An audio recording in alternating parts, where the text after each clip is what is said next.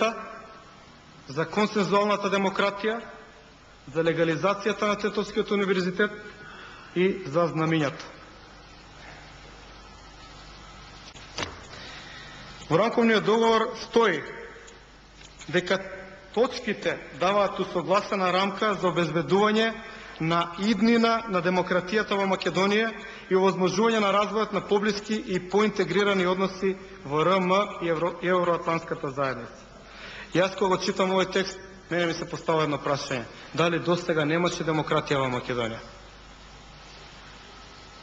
А понатамошната анализа на тоа што се менува како суштина во Уставот, мене не може да ме убеди дека станува збор за демократија, односно за демократизирање, менување на категории кои што одат во насока на подобрување на животот на поединецот. Станува збор за капитулација, за предавство на вековни стремежи, идеали на еден народ. И ништо друго не можам да прочитам во овој рамковен договор.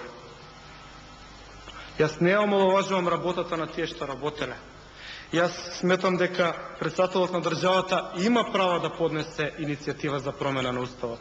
Тоа впрочем е загарантирано во Уставот и мислам дека никој од нас не може да го оспори тоа право. Јас не омаловажувам работата на 4 партиски лидери.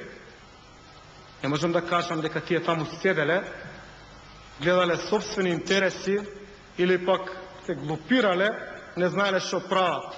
Меѓутоа, јас си го задржувам правото да го читам договорот така како што моите очи го гледаат.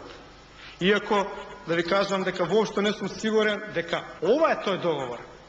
Оти оригиналната верзија е подпишана на англиски. Кој ме уверува мене дека преводот на македонски е соодветен?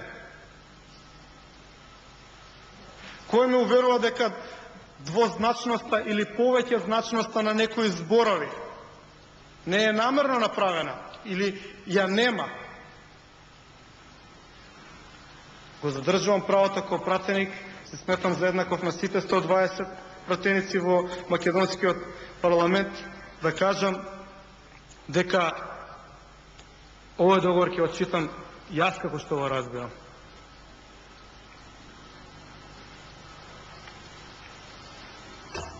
Основен принцип се отфрла употребата на насилство за остварување на политички цели.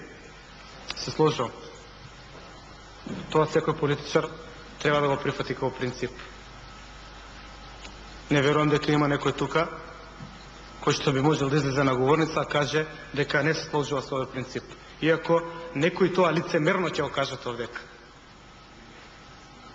Меѓутоа, во основните принципи, таму каде што се зборува за отфрлање на насилството за остварување на политички цели, не се наведува кој почна да употребува насилство.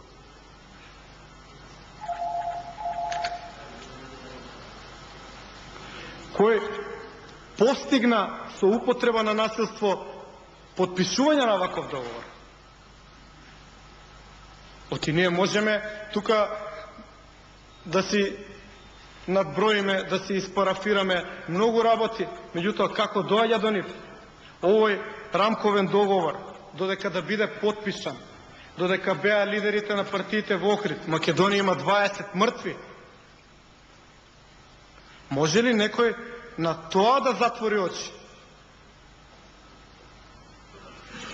Тие принципи се добри, што се наведени тука, но се несоодветни. И сметам дека треба македонската јавност,